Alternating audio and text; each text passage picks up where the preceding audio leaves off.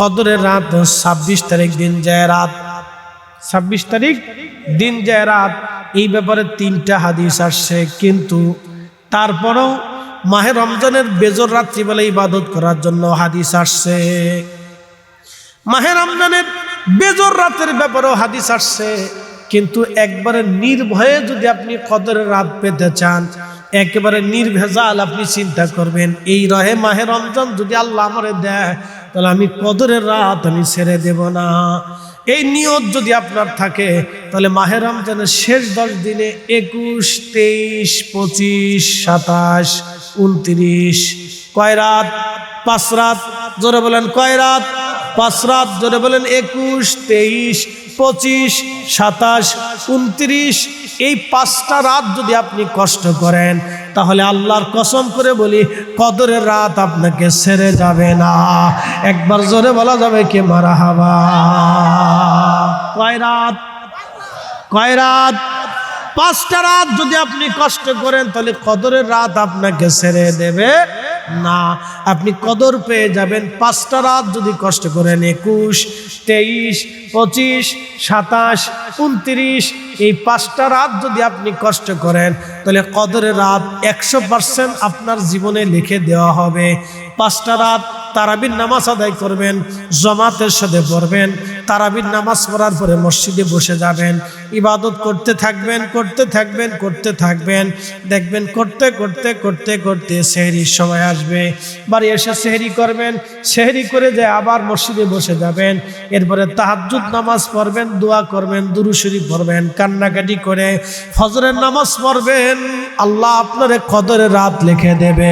5 রাত, সারা 12 মাসের 5টা রাত যদি আপনি জেগে জেগে ইবাদত করেন তাহলে কদরের রাত মিস হবে না। মারহাবা কোন? কয় রাত? কয় রাত? 5টা রাত যদি কষ্ট করেন কদরের রাত মিস হবে না।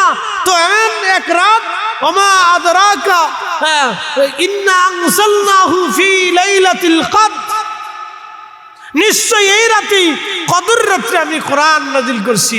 ওমা আদরাকা মা লাইলাতুল কদর, আপনি কি জানেন কদর কি?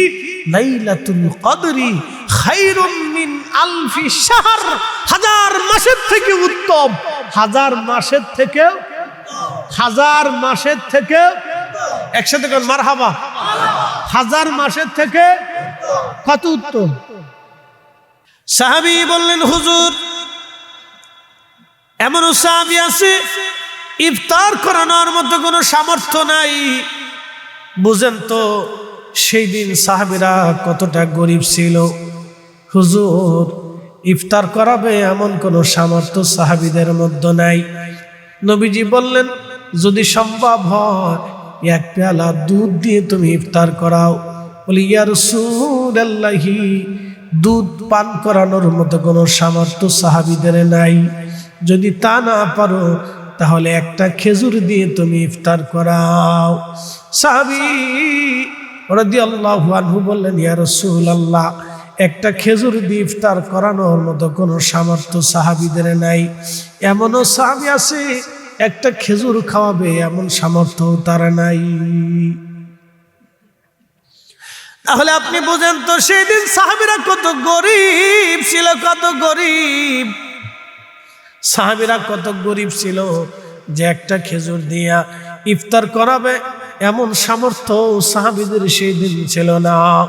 আল্লাহর নবী ডাক দিলেন, সাহাবী যদি খেজুর দিয়ে ইফতার করাইতে না পারো তাহলে 1 পেয়ালা পানি দিয়ে হলো তোমার রোজাদার ভাইকে তুমি ইফতার করাও। যদি 1 পেয়ালা পানি দিয়ে হলো তোমার রোজাদার ভাইকে যদি ইফতার করাইতে পারো, আমার রব আমার আল্লাহ তোমাকে একটা কবুল রোজার সওয়াব তোমার আমলনামায় আল্লাহ লিখে দেবে। একসাথে জোরে বলেন সুবহানাল্লাহ। যার ইফতার করা তার রোজা হোক বা না হোক তোমার আমলনামায় আমার আল্লাহ কবুল রোজা সব লিখে দেবে। তুমি যে ইফতার করাইছো তোমার রোজাও হোক বা না হোক তোমার আমলনামায় কবুল রোজার সব আল্লাহ লিখে দেবে। মনে রেখে তোমার রোজা হোক বা না হোক, যার ইফতার করাইবা তার রোজা হোক বা না হোক আল্লাহ কবুল রোজার সব লিখে দেবে। আল্লাহ নবী ডাক দিলেন, সাহাবী, যদি পেট ভরে ইফতার করাইতে পারো, আমার উম্মতকে তুমি যদি পেট ভরে খাওয়াইতে পারো সাহাবী, তাহলে শুনে নাও, জেনে নাও, আমি কিয়ামতের ময়দানে তোমাকে হাউজে কাউসারের পানি পান করাইয়া আমি তোমার কলিজা ঠান্ডা করাই দিব। আর একবার কলিজা যদি ঠান্ডা করাই, জান্নাতে যাওয়ার আগ পর্যন্ত পানির কথা মনে থাকবে না। এই জন্য সম্ভব রোজাদার কি ইফতার করান, রোজাদার কি ইফতার করান, রোজাদার কি ইফতার করান। হযরতে ওমর রাদিয়াল্লাহু আনহু রাতের আধারে তিনি ঘুরে ঘুরে দেখতেন কে খায় কে খায় না, কে ঘুমায় কে ঘুমায় না, কার বাড়ি কি অভাব। হযরত ওমর ঘুরে ঘুরে দেখতেন। একদিন ঘুরতে ঘুরতে এক বেদুইন পল্লীতে চলে গেলেন, মরুভূমির ভিতরে। বেদুইন পল্লীতে চলে যাওয়ার পরে হযরত ওমর রাতের আধারে দেখলেন একটা ছোট্ট তাঁবুর ভিতরে মিট মিট করে আলো জ্বলতেছে। হযরত ওমর রাদিয়াল্লাহু আনহু তাঁবুর ভিতরে চলে গেলেন, তাঁবুর পাশে যা দাঁড়াইলেন।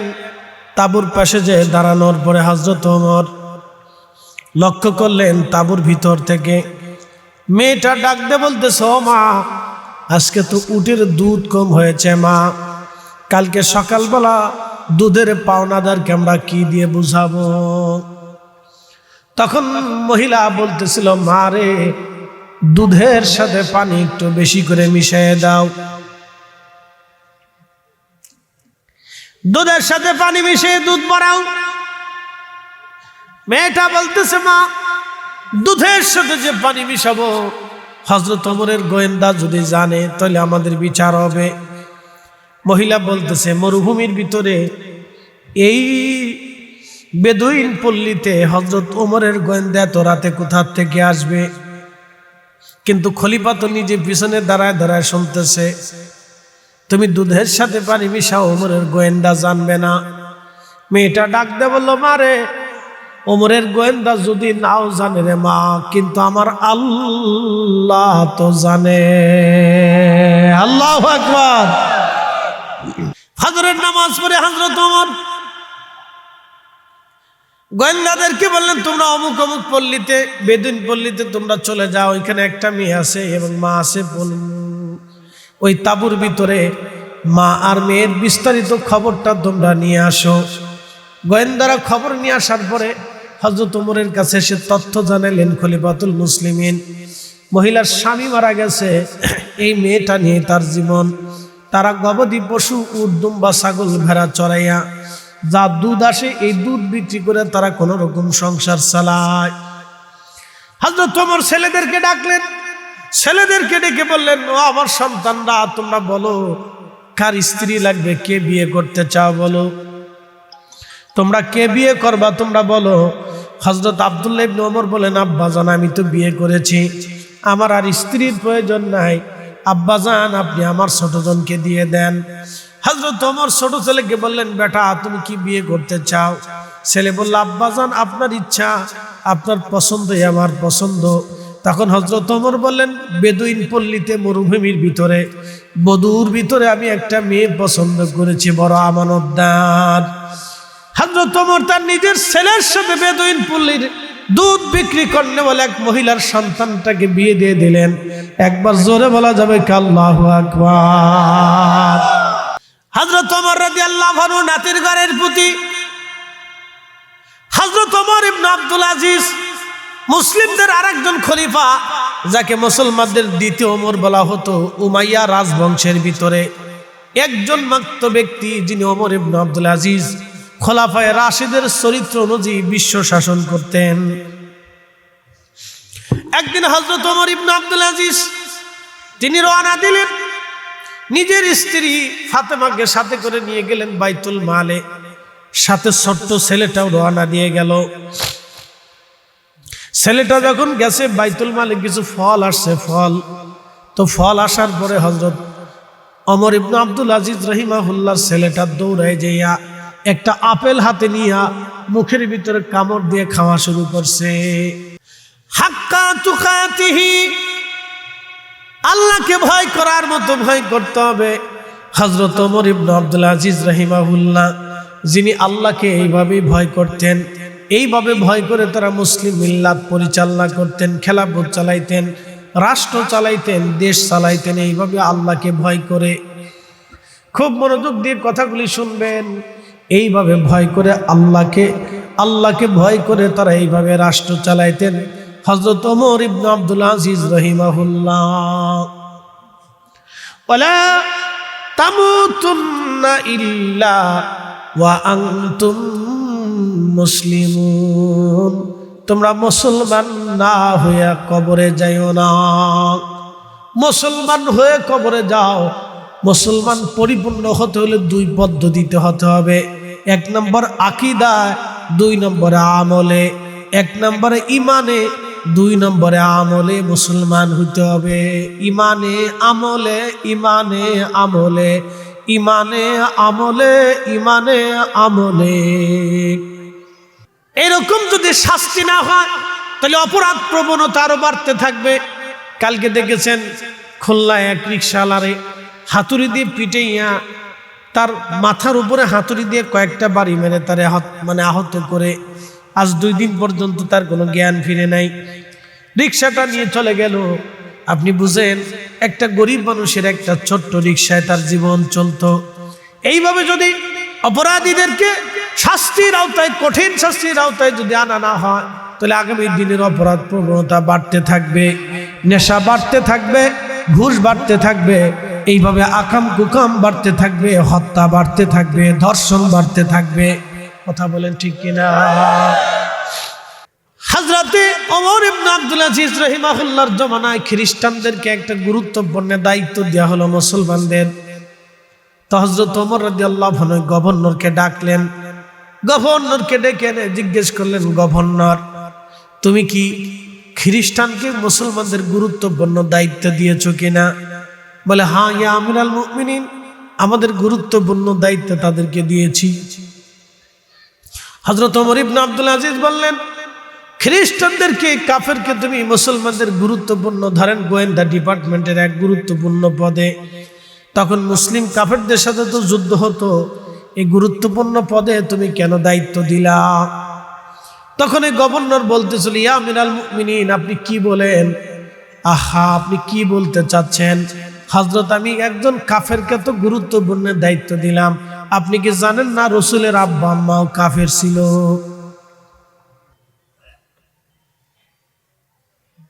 কি মনে হয় আপনাদের কাছে? যদি ভুল হয়ে যায় তাহলে সাথে সাথে আল্লাহর কাছে মাফ চাইবেন, আল্লাহ ভুল হয়ে গেছে, আল্লাহ মাফ করবো। আল্লাহর ওয়াদা আছে, ইন্নাকা লা তুখলিফুল মিয়াদ, আল্লাহর ওয়াদার কোনো খেলাপ হয় না। আল্লাহ ওয়াদা করছে মাফ করে দিব, কিন্তু মাফ চাইতে হবে।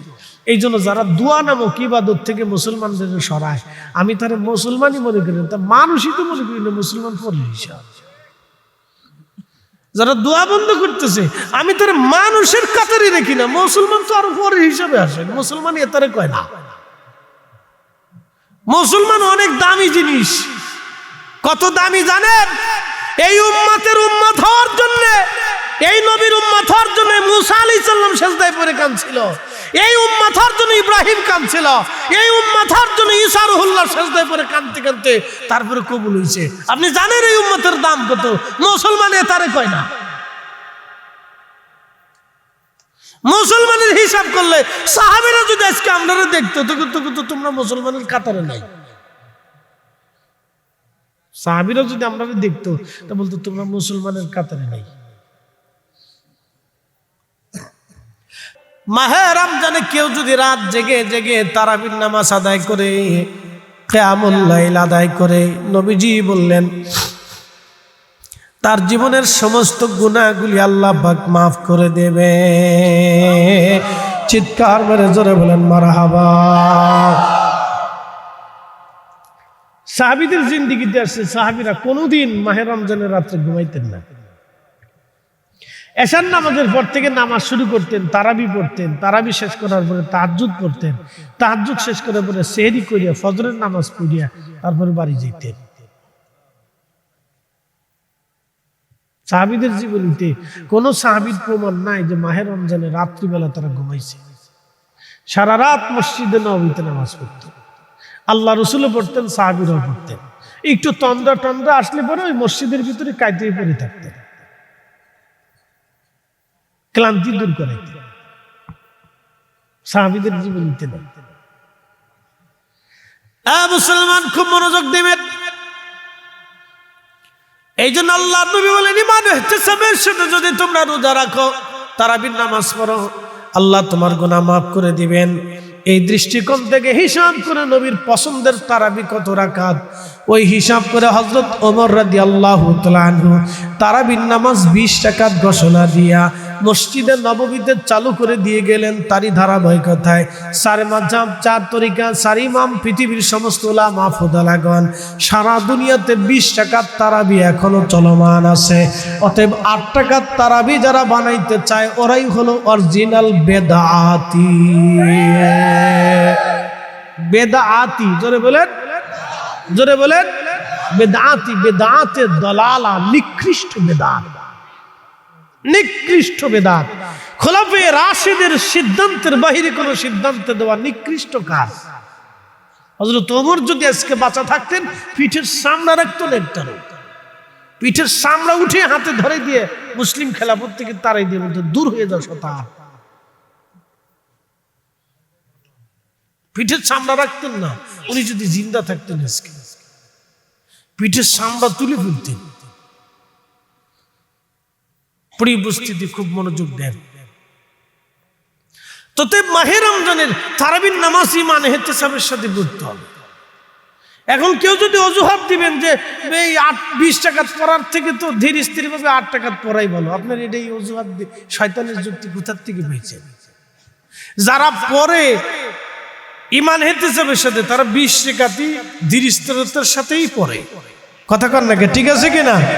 যারা পড়ার তারা পড়ে, যারা পড়েন না তারা 8 টাকা তো ঠিক মতো পড়ে না, পড়েনি। প্রথম 10 দিনে মুসল্লি ভালো পাওয়া যায়, পরে আস্তে আস্তে আস্তে আস্তে আস্তে আস্তে আস্তে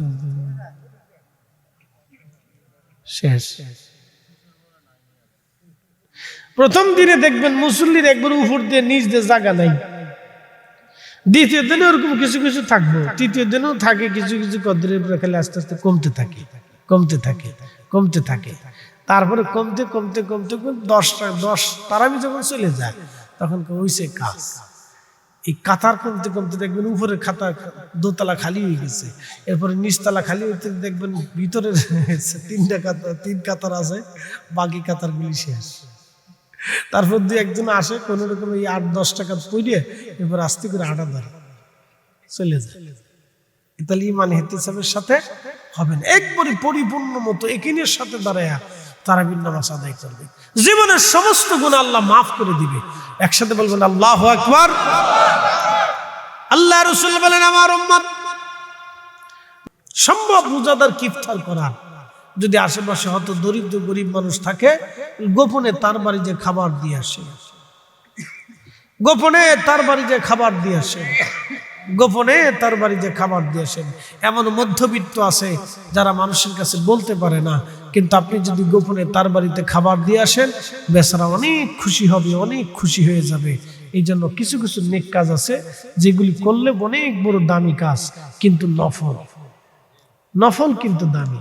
এই যে আমাদের দেশে অনেকে বলে না করলেও চলে, একটা কথা আছে না, না করলেও চলে। এটা তো শয়তানের বাক্য, এটা আল্লাহর বাক্য না তো, এটা তো কথাটা শয়তানের সৃষ্টি। না করলেও চলে, তো শয়তানের বাক্য। আল্লাহ কোরআনে বললেন, ফামাইয়া আমাল মিসকালা যাররাতিন খায়রান ইয়ারা, অনুপরিমাণ নেক কাজ যদি করো তারও বেনিফিট পাবা। নবী বললেন, সাহাবীরা তোমরা জাহান্নাম থেকে বাঁচো, যদি সম্ভব হয় তোমার ভাইকে একটা খেজুরের দানা খাওয়াইয়া হলেও জাহান্নাম থেকে বাঁচো, যদি তা না পারো তাহলে তোমার ভাইয়ের সাথে মুস্কি হাসি দিয়ে হলেও জাহান্নাম থেকে বাঁচার চেষ্টা করো। জোরে বলেন। তাহলে আল্লাহ রাসূল কোন নেক কাজকে ছোট করে দেখেন নাই তো। আর আপনি এসে ফতোয়া দিয়ে বলেন না করলেও চলে, কোথায় পেয়েছি না করলেও চলে? এ তো শয়তানের বাক্য, এটা কোন ইমানদারের বাক্য না তো, এটা আল্লাহর বক্তব্যের বিপরীত, আল্লাহর সিদ্ধান্তের বিপরীত।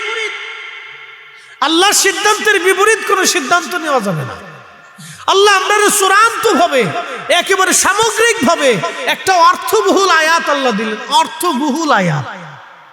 সামগ্রিক ভাবে আল্লাহ অর্থবহুল, ব্যাপক অর্থবহুল একটা আয়াত দিয়ে দিলেন, ব্যাপক। আপনি এই ব্যাপকতার ভিতরে যত নেক কাজ করেন সব প্রতিদান আল্লাহ আপনাকে দিবে। এমনকি একটা কুত্তারও যদি পানি পান করান, বিড়ালকেও যদি খাওয়ান, পশু পাখিরেও যদি খাওয়ান, একটা পশু পাখির যদি চিকিৎসাও করান, যে সে আহত হয়েছে, তার ক্ষত হয়ে গেছে, আপনি তার চিকিৎসা করাইলেন, তারও বেনিফিট আপনাকে দেওয়া হবে। আপনি কি বুঝতেছেন? সর্বনাশ! এটি ব্যাপক অর্থবহুল একটা আয়াত। আপনি একটা খেজুরের দানা কাউকে দান করে দিয়ে, গাছ লাগাই দিয়েও আপনি নেকির চেষ্টা করতে পারেন, নেকের কাজ। এই জন্য নেকের কাজ যত ছোট হোক সারা যাবে না। এটা ব্যাপক অর্থবহুল একটা আয়াত। আল্লাহ সামগ্রিক ভাবে আমাদেরকে নেকের কাজ করতে বললেন। এই জন্য না করলেও চলে, এই কথাটা আল্লাহর সিদ্ধান্তের বিপরীত। এই কথাই শয়তানের বাক্য, মনে রাখবেন। এই কথাই শয়তানের সৃষ্টি। না করলেও চলে, ইসলামী ধরনের কোনো বক্তব্য আসবে না। না করলেও চলে কোনো কথা নাই, না করলেও চলে এমন কোনো কথা নেই, করতে হবে। নেকের কাজ ছোট হোক সারা যাবে না। কোন নেকের কাজকে আপনি কখনো অবহেলা করতে পারবেন না, কারণ কিয়ামতের ময়দানে একটা নেকের যে কি পরিমাণে দাম হবে, যার না থাকবে সেই বুঝবে। কথা ঠিক আছে কিনা? অনেক দাম। মাঝে মধ্যে দেখবেন অনেক সময় আমরা 1 টাকা 2 টাকা এগুলির কিছু টাকাই মনে করি না, ঠিক আছে না ভাই? কিন্তু যা দেখবেন যে বাসওয়ালার কাছে 10টা টাকা যদি পকেটে না থাকে, তো বাসের কন্ট্রাক্টর যে কি করবে আপনি বুঝলেন, সেই সময় বুঝবেন যে 10 টাকার কত দাম। তাহলে 1 টাকা করে জমাইলেও 10টা টাকা হতো। একমাত্র বাংলাদেশে 1 টাকা 4.5 পয়সার কোনো মূল্য নাই। পৃথিবীর সব দেশে 4 পয়সা 1 পয়সা 8 আনা 4 আনার কত দাম, যাই দেখেন গে। 1 পয়সাও আপনাকে ছাড়বে না, 50 পয়সাও ছাড়বে না, 25 পয়সাও আপনাকে ছেড়ে দিবে না।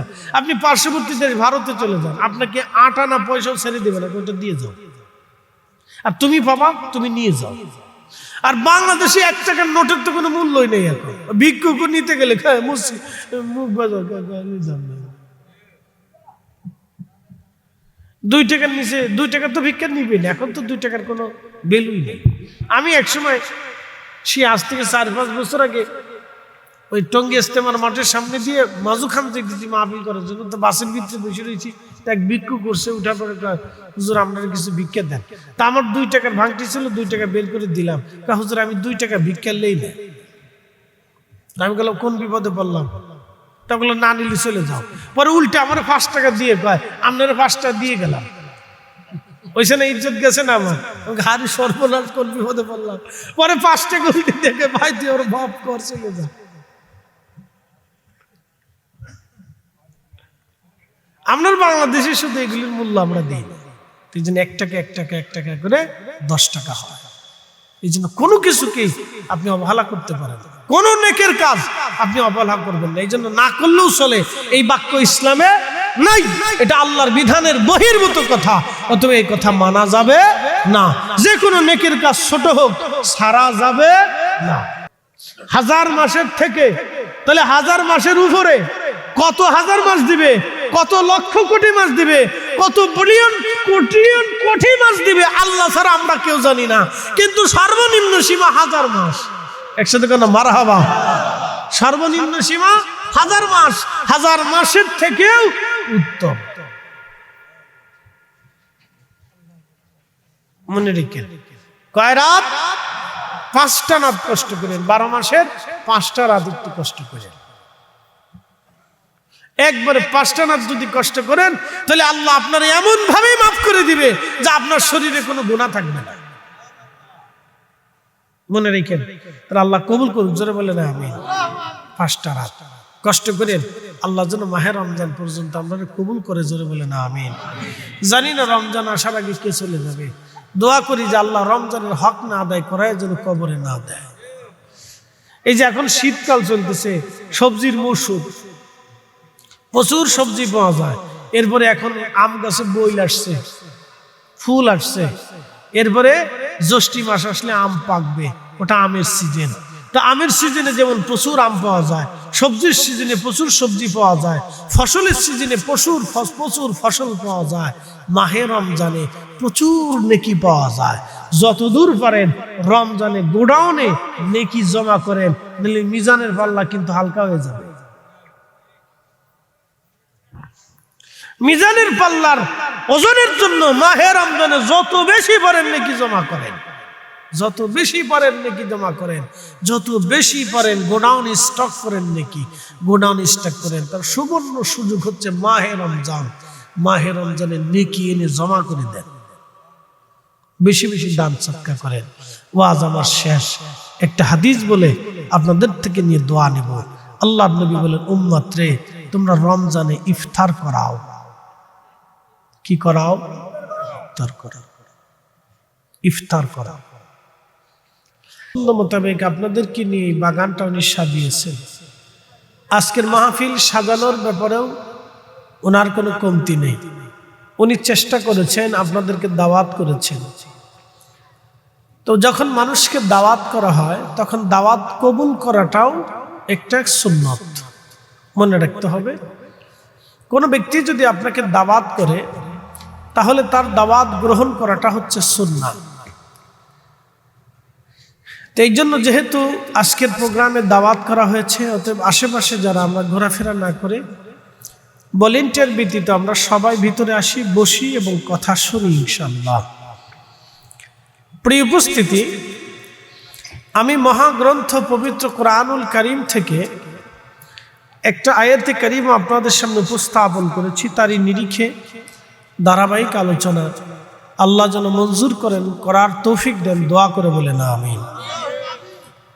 আল্লাহ এই আয়াতে আমাদেরকে তিনটে নির্দেশনা দিয়েছেন। প্রথমত আল্লাহ বলেছেন, হে ঈমানদারেরা, তোমরা আমাকে ভয় করো। আল্লাহকে ভয় করতে বলেছেন। দ্বিতীয়ত রব্বুল আলামিন বলেছেন, ভয় করার মতোই ভয় করো। তৃতীয়ত আল্লাহ বলেছেন, ওয়ালা তামুতুন্না ইল্লা ওয়া আনতুম মুসলিমুন, আর মুসলমান না হয়ে, মুসলিম না হয়ে তোমরা মৃত্যু নিও না। আমাদের সবাইকে তো মারা যেতেই হবে, মৃত্যুর তো বিকল্প কোনো রাস্তা নাই, কোনো পদ্ধতি, কোনো পথ আমাদের নাই। তো নাই যেহেতু মারাই যাবে, সেই সুবাদেই আল্লাহ আমরারে বললেন, তোমরা মারা তো যাবা, মৃত্যু তো নিবা, কিন্তু মুসলমানের মতো মুসলমান হয়ে তোমরা মারা যাও। এই কথাটা আল্লাহ আমরারে শিখাইলেন। তা আমি এর উপরে বিস্তারিত ধারাবাহিক আলোচনা আপনাদের সামনে উপস্থাপন করব। আল্লাহ তৌফিক দিক, দোয়া করে বলেন আমিন। খুব মনোযোগ দেন। তো আল্লাহ আমাদেরকে সর্বপ্রথম বলেন, ইয়া আইয়ুহাল্লাযীনা আমানুত্তাকুল্লাহ, তোমরা আমাকে ভয় করো। ভয় আল্লাহকে করতে হবে। মুসলমানরা কি আল্লাহকে পিওর শিওর 100% আল্লাহকে ভয় করে? করে না। যদি মুসলমান 100% আল্লাহকে ভয় করত, তাহলে মুসলিমদের ভিতরে সুদের কোনো প্রচলন থাকতো না। মুসলিমরা যদি আল্লাহকে 100% ভয় করত, তাহলে মিথ্যা বলে কোনো কিছু থাকতো না। মুসলিমরা যদি আল্লাহকে 100% ভয় করত, তাহলে ঘুষের কোনো সিস্টেম থাকতো না। মুসলিমরা যদি আল্লাহকে 100% ভয় করত, তাহলে আমাদের চারপাশে দারিদ্রতা থাকতো না। মুসলমানরা যদি আল্লাহকে ভয় করত, তাহলে জমি নিয়ে মামলা মোকদ্দমা, ঝামেলা, ঝগড়া, ফাসাদ হতো না। মুসলিমরা যদি আল্লাহকে ভয় করত, তাহলে মুসলিম দেশে খুন খারাপি হতো না। মুসলিমরা যদি আল্লাহকে ভয় করত, তাহলে এই খাবারে, মালে ভেজাল দিত না। মুসলমানরা যদি আল্লাহকেই ভয় করত, তাহলে আমাদের এই বিশৃঙ্খলা এত কিছু হতো না। তার অর্থ হচ্ছে মুসলমানরা পিওর এবং শিওর আল্লাহকে ভয় করে না। এটা নাম কাওয়াস্তে দেখায় যে আমরা ভয় করি, মূলত ভয় করে না। আন্তরিক ভয় একটা আলাদা জিনিস। হৃদয়ের গভীর থেকে ভয় পাওয়া এটা আলাদা একটা বিষয়। যেমন মাহে রমজানে কিছু ভয়ের উপমা পাওয়া যায়। কোনটা? সারাদিন রোজা রাখার পরে যখন ইফতারির সময় আসে তখন বোঝা যায় যে সে মূলত এখন রমজানের ব্যাপারে আল্লাহকে ভয় করতেছে। রমজানের ব্যাপারে আল্লাহকে ভয় করতেছে। শুধু রমজানের উদ্দেশ্য করে তার আল্লাহকে ভয় করা যাবে না, আরো তো ভয় আছে। সর্বক্ষেত্রে আল্লাহকে ভয় করাই হচ্ছে মূলত আল্লাহকে ভয় করা। তো খুব মনোযোগ দিয়ে আল্লাহ রাব্বুল আলামিন আমরারে মাহে রমজান দিছেন, সামনে রমজান আসতেছে। শাবান মাস আসা মানে রমজানের দাওয়াত নিয়ে আসছে। আর লাইলাতুল বারাত আসা মানে রমজানের সুস্বাগতম নিয়ে বরাত আপনার সামনে উপস্থিত হয়েছে। কার নসিবে রমজান হবে, কার নসিবে হবে না, আমরা কিন্তু কেউ বলতে পারবো না। এই রমজান আসার আগে কত মানুষ কবরে চলে যাবে, যাবে না? কত মানুষ কবরে চলে যাবে, আমরাও কবরে চলে যাব। টুডে টুমোরো, এখন বা তখন, সামনে যে কোনো মুহূর্তে আমাদের বিদের ডাক আমাদের আসতে পারে। তো বিদের ডাক যে আসবে, সেই জন্য আমাদের জীবনের প্রস্তুতি কি আছে? আমাদের জীবনের কি প্রস্তুতি আছে? একটা ছেলে ভালো একটা চাকরির জন্য অনেক স্টাডি করে, লেখাপড়া করে, জীবনে ভালো কিছু করার জন্য অনেক কিছু করে। কোরআন শরীফ মুখস্থ করার জন্য ছোট্ট বাচ্চা ছোট্ট কাল থেকে সে কোরআন দর্শ দিচ্ছে। যে বয়সে বাচ্চারা মার কোলে ঘুমানোর কথা, সেই বয়সে মাদ্রাসার বাচ্চারা কোরআন শরীফ হাতে নিয়ে নিজের কাপড় নিজে ধুয়ে নিজের বিছানা নিজে পাইতে তারপরে কোরআন শরীফ পড়াশোনা করে। এটা কিন্তু সাইট্রিখানি কথা না। যেই সময় বাচ্চারা মার কোলে থাকার কথা, বাবার আদরে থাকার কথা, সেই সময় বাচ্চারা নিজের কাপড় নিজে ধয়। মাদ্রাসায় তো আর কেউ কারো কাপড় ধুয়ে দেয় না। তো নিজের কাপড় নিজে ধয়, নিজের খাবার নিজের বাসন নিজে ধয়, নিজের কাপড় চোপড় নিজের বিছনা নিজে বিছায়। আপনাকে এটা বুঝতে হবে। তো খুব মনোযোগ দিবেন। আল্লাহ রাব্বুল আলামিনকে মুসলমানরা 100% পিওর ভয় করে না। যদি করত তাহলে কাজ হয়েছিল, যদি করত তাহলে কাজ হয়েছিল। আগে মুসলমানদেরকে কোনো বিষয়ে জিজ্ঞাসাবাদ করতে হলে তাকে জিজ্ঞাসা করতো, তুমি আল্লাহর কসম করে বলো তুমি কাজ করছো কিনা, খোদার কসম করো। তো মুসলমানরা যদি খোদার কসম করতো যে আমরা আল্লাহর কসম করতেছি, তাহলে তাকে ছেড়ে দেওয়া হতো। কারণ তখনকার দিনে মুসলমানরা জানতো যে কসম করে কোনো মুসলমান মিথ্যা বলে না। আর এখন মুসলমান কসম করে মিথ্যা কথা কয়। কি কথা ঠিক আছে কিনা? কসম করে মিথ্যা বলে। আর আগের জমানাতে মানুষ জানতো যে মুসলমানরা কসম করে মিথ্যা বলে না। আর আগের যুগের মানুষ জানতো যে মুসলিমরা ধোঁকা দেয় না। মুসলিমরা কি দেয় না? ধোঁকা দেয় না। আমারও অনেকে জিজ্ঞাসা যে হুজুর, বাংলাদেশের মুসলমানের মতো সেরা মুসলমান দুনিয়াতে নেই। ওগুলো হ্যাঁ, এটা কথা সত্য। বাংলাদেশের মুসলমান এমন এক মুসলমান যারা দোকানে বাকি খাইলে আর টাকা ফেরত দেয় না। কি কথা খারাপ কইছি? বাংলাদেশের মুসলমান এতে এমন এক মুসলমান যে দোকানে বাকি খাইলে আর টাকা দেয় না। এরা হলো সেই জাতের মুসলমান। এরা হচ্ছে সেই মুসলমান যে দোকানে বাকি খাইলে আর টাকা ফেরত দেয় না। এর সেই মুসলমান।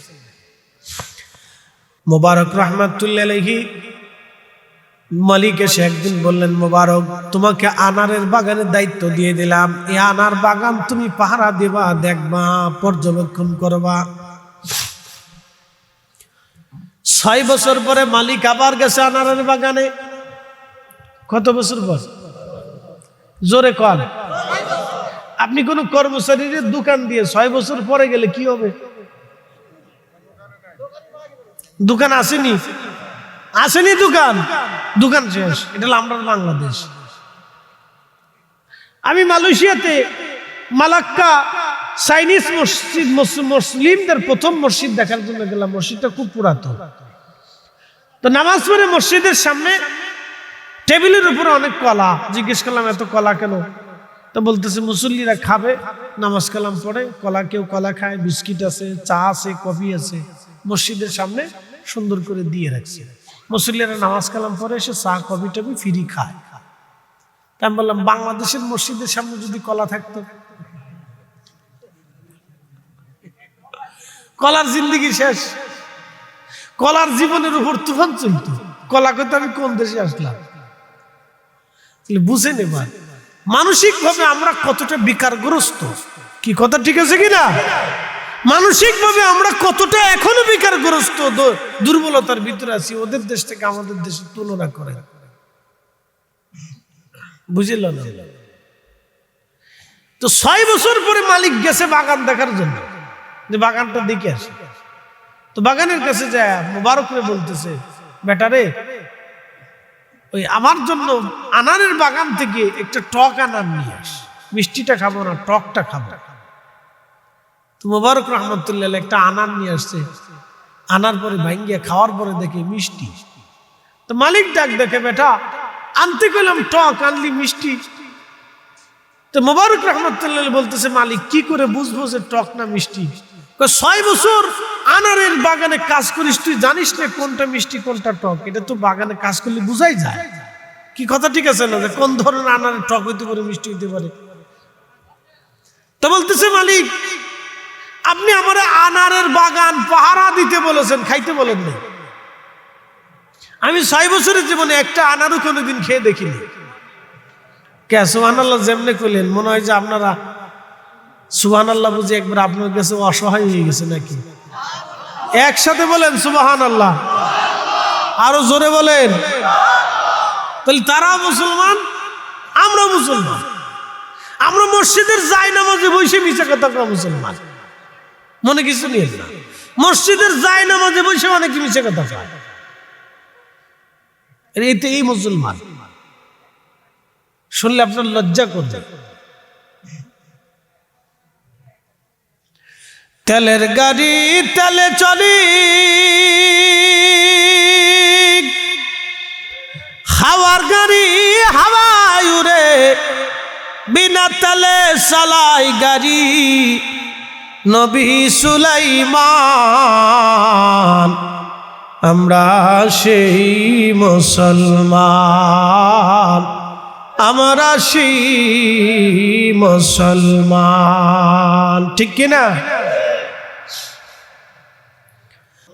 বলেন? কি গোলামের সাথে আপনি এত বড় সম্পদের অধিকারী জমিদার, আপনি এক গোলামের সাথে মেয়ের বিয়ে দিবেন? বিবিরে, আমানতের দৃষ্টিকোণ থেকে মোবারকের মতো পৃথিবীতে কোনো যুবক নাই। 6 বছর ধরে পাহারা দিতে বলেছি, পাহারাই দিছে, একটা আনার খেয়ে দেখে নেই। এই ছেলের সাথে আমার মেয়ের বিয়ে দিলে সে সারা জীবন সুখে থাকবে। আপনার তো মেয়ে বিয়ে দেওয়ার আগে পাত্র দেখেন না, তার চরিত্র দেখেন না। পরে সে শেষে দোয়া চান, হুজুর মেয়ে বিয়ে দিয়েছিলাম, জামাই গাঁজা খায়। হ্যাঁ, পরে এসে দোয়া চাইলে কি হবে? কন্ত যেটা গাঁজায় ধরে ফেলছে, এটা সহজে কি গাঁজা ছাড়ে? উরে বাপরে বাপ, গাঁজা যারে একবার ধরছে তারে সহজে ছাড়তে চায়। এই জন্য দোয়া চাওয়ার আগে ভালো করে বুঝে শুয়েছিল। পোলা বিয়ে দেওয়ার আগে আল্লাহ মাইয়া ভালো করে চাইয়েন যে এটা চরিত্র, নীতি, আদর্শ, আমানতদারিতা আছে কিনা। যদি আমানতদারিতা না থাকা, তাহলে ওর কাছেও বেঁচেন না। যত সুন্দরী হোক কাজ হবে না, যত সুন্দরী হোক কাজ হবে না, যত সুন্দরী হোক কাজ হবে না। আমানতদারিতা থাকতে হবে। নারীর জীবনে সবচেয়ে বড় জিনিস হচ্ছে আমানতদারিতা। মনে রেখে, আমানতদারিতা হলো সবচেয়ে বড় বিষয়। এখনকার ওই বলে তো আপনার দুঃখের সাথে বলতেছি, বুরকা পরা বেটি টিকটক করে, লজ্জার কথা না? টিকটকে যদি করবি তো বুরকা পরলি কেন? আর বুরকায় যদি পরবি তো টিকটক করলি কেন? প্রশ্ন তো এটা। তা আমানতদারিতা কোন পর্যন্ত যায় ঠেকছে আপনি বলে বুঝেন। এই জন্য আমানতদারিতা হলো নারীর জীবনের সবচেয়ে বড় জিনিস। নারী এবং পুরুষের জীবনের সবচেয়ে বড় জিনিস হচ্ছে আমানতদারিতা। এই জন্য আল্লাহ রাসূল বলেন, কিয়ামতের আগে ওয়াদাউল আমানা, আমার উম্মতের ভিতর থেকে আমানত শেষ হয়ে যাবে। আমানত বলে কোনো সম্পদ থাকবে না। তার বাস্তব প্রমাণ আজকে সারা বাংলাদেশে, সারা পৃথিবীতে ডিভোর্সের সংখ্যা বাড়ছে। তার মানে আমানতদারিতা উঠে গেছে। যত বিয়ে হচ্ছে তত ডিভোর্স হচ্ছে। ডিভোর্স হইলে পুরুষ আর একটা বউ পাইতে পারে, ওই বেডি আর একটা জামাই পাইতে পারে, কিন্তু যে বাচ্চাটা আসে ওই বাচ্চা আর কখনো মাও পায় না, বাচ্চাটা কখনো বাবাও পায় না। বুঝতে পারছেন? মনে রেখেন। এই জন্য কোন নারী পুরুষের যদি ডিভোর্স হইতে চায়, জুতা দিয়ে বাইরেই হলো ডিভোর্স না হওয়ার জন্য চেষ্টা করবে। সোজা বাংলা ওয়াজ করে দিলাম, বাকি যুগি না। জুতা দিয়ে বাইরেও যদি ঠিক করা লাগে তাও ঠিক করবে, তারপরে যদি ডিভোর্স না হয়। পৃথিবীর নিকৃষ্ট কাজের একটা কাজ হচ্ছে স্বামী স্ত্রীর বিচ্ছেদ। মনে রেখেন, মানুষ শুয়োরের গোশত খায় না? যদি আপনার সামনে কুত্তা জবাই করে কুত্তার গোশত খাওয়াটা যেরকম নিকৃষ্ট, স্বামী আর স্ত্রীর ডিভোর্স হলো এরকম নিকৃষ্ট। বুঝে রেখেন, ভাইবেন না যে মন চুক্তি হয়ে গেল, ডিভোর্স দিয়ে দিলেন, ছেড়ে দিলেন, তালাক হয়ে গেল, শেষ হয়ে গেল, না। ওরকম নিকৃষ্ট, ওটা নিকৃষ্ট মনে করতে হবে।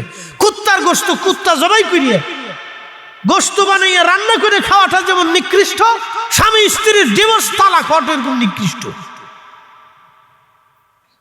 এই স্বামী স্ত্রীর তালাকে সবচেয়ে বেশি খুশি হলো শয়তান।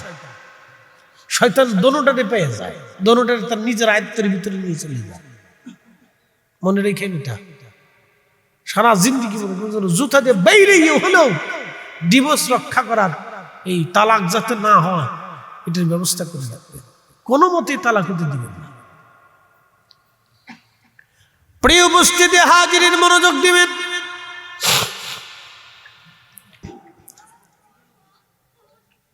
বুঝে যান, আমরা দেশে টিকটক করা বেডি না, কিন্তু হযরত ওমর রাদিয়াল্লাহু আনহুর চোখ চেহারা উজ্জ্বল হয়ে গেল। এইরকম মেয়ে বেদুইন পল্লীর ভিতরে আছে, বেদুইন পল্লীর ভিতরে এরকম মেয়ে আছে। আমাদের দেশে বাইদে আছে না, আমরা বলি বেদে, বেদে। আর আরবে বেদুইনদেরকে কয় বধু। কি কয়? বধু কয় না? বধু, বধু, বধু কয়। আর আমরা দেশের ওদেরকে আমরা কি বলি? বেদে বা বাইদে, আঞ্চলিক ভাষায় বেদে বলি। বেদে, বেদে, বধু একটু ঘুরে সোজা দিক দিয়ে দিলে কি কথা আর কি। তো বেদে বধু, আমরা দেশে বেদে যেমন, আরবের বধুরাও ওইরকমই আর কি। ছিন্ন বিচ্ছিন্ন ভাবে তারা বিভিন্ন মরুভূমিতে ঘুরে ঘুরে ঘুরে ঘুরে গোত্রভিত্তিক তারা পশুপালন টালন করে তাদের সংসারাধীন জীবন অর্জন চালায়। তোমার চিন্তা করতেছে এই বধুপল্লীতে এইরকম আমানতদার মেয়ে আছে, তিনি পিছনে দাঁড়ায় দাঁড়ায় শুনতেছে। চলে আসলেন হযরত ওমর। এটার নাম কি? ইসলাম। জোরে বলেন, এটার নাম কি? জোরে বলেন, এটার নাম কি? জোরে বলেন, এটার নাম কি? এত বড় মুসলিম মিল্লাতের খলিফা হযরত ওমর বেদুইন পল্লী থেকে মেয়ে নিয়ে আসছে সন্তানদের বিয়ে দেওয়ার জন্য। কি দেখা আনছে? চেহারা দেখা, সম্পদ দেখা, আমানতদারিতা দেখা। কথা ঠিক আছে নি? কি দেখা? আমানতদারিতা দেখা আনছে। শুনলে খুশি হবেন, ওই মেয়ের গর্ভে আল্লাহ আর একটা মেয়ে দিল, নাতি।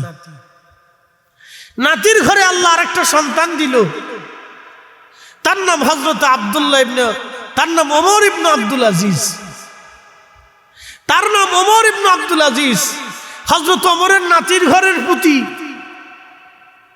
ওমর ইবনে আব্দুল আজিজ। তাকে মুসলমানদের দ্বিতীয় ওমর বলা হতো। একবারে সেম ওমরের মতোই চরিত্র ছিল। একসাথে কইলেন আল্লাহু আকবার। বাপ কা বেটা সেপাইকা ঘোড়ার রক্ত কথা বলে, রক্ত কথা বলে। মনে রেখে, রক্ত কথা বলে। বাচ্চা মানুষ সুন্দর আপেল দেখছে, দৌড়ে যে আপেলটা ধরে মুখের ভিতরে দিয়ে কামড় মেরে দিচ্ছে, দেয় না অনেক সময়? বাচ্চারা তো করবেই, এটা স্বাভাবিক, বাচ্চাদের কাজই এটা। ওতে তার কোনো কাজ নেই, কাজটা করতে হইব। তোরা ঘুরে ফিরে যা যেটা যে সময় যা পায় ওই সময় ওইটাই করে। তো বাচ্চারা আপেল নিয়ে মুখের ভিতরে দিয়ে কামড় মেরে দিচ্ছে। হযরত ওমর ইবনে আব্দুল আজিজ দৌড়ে দিয়া বাচ্চার হাত চেপে ধরে, হাত থেকে আপেলটা সরাইয়া মুখটা চেপে ধরে মুখের ভিতরে আঙ্গুল দিয়ে বাকি আপেল বের করে নিয়ে আসছে। বাচ্চা তো আপেল যখন নিয়ে গেছে, মুখের ভিতর থেকে আপেল যখন বের করছে, তখন বাচ্চা কান্নাকাটি শুরু করছে, মাটির ভিতর গোড়াগড়ি শুরু করছে। তো স্ত্রী ফাতেমা দৌড়ে এসে বলতেছে, স্বামী আমার এই ছোট্ট বাচ্চাটাকে কষ্ট না দিলেও তো পারতেন। একটা সাধারণ আপেল বাচ্চাটা নাই খেয়েই ফেলেছে, তার জন্য তার মুখের ভিতর থেকে, বাচ্চার মুখের ভিতর থেকে আঙ্গুল দিয়ে কি আপেল বের করে আনতে হবে? ওমর ইবনে আব্দুল আজিজ ডাক দিয়ে বললেন, স্ত্রী, এই সামান্য কাজের জন্য কিয়ামতের ময়দানে আল্লাহর সামনে এই খেলাফত নিয়ে আমাকে প্রশ্নবিদ্ধ করা হবে, সেই দিন আমি আসামি হয়ে যাব। অতএব দুনিয়ার থেকে আমার সন্তান কষ্ট পাক, কিয়ামতের ময়দানে আমি কষ্ট পেতে পারবো না। আসতে হলো কেন? জোরে বলেন, আরো জোরে। মুসলমান একসাথে বলেন কি? জোরে বলেন কি? ইয়া আইয়ুহাল্লাযীনা আমানুত্তাকুল্লাহ। তারা এইভাবে আল্লাহকে ভয় করত। কারে ভয় করত? বুঝতে পারছেন? তারা এইভাবে আল্লাহকে ভয় করত। ভয়টা করার মতোই করতে হবে, হাক্কা তুকাতিহি, ভয় করার মতো করতে হবে। ইমানে আমলে কেমন হব? আমরা ইমানে বুঝাই ইমান কি জিনিস। এই ওমর ইবনে আব্দুল আজিজ রাহিমাহুল্লাহর জামানাতে এই ঘটনাটা আল্লামা ইমাম সুয়ুতি আল হাবিলিল ফতওয়াল মুজাল্লাদুস সানি মাসালিকুল হুনাফা বি ওয়ালিদাইল মুস্তাফা এর সালার ভিতরে তিনি লিখছেন। ভালো করে শুনে দেখ। ওমর ইবনে আব্দুল আজিজ রাহিমাহুল্লাহর খেলাফতের সময়ে এক গভর্নর মুসলিমদের একটা গুরুত্বপূর্ণ পদে এক খ্রিস্টানকে দায়িত্ব দিচ্ছে। আচ্ছা বলেন তো, দেশের একটা গুরুত্বপূর্ণ পদে যদি শত্রু রাষ্ট্রের কাউরে দায়িত্ব দেওয়া হয়, তখন এই গুরুত্বপূর্ণ তথ্য নথিপত্র কি থাকে? থাকে না। এ দেখেন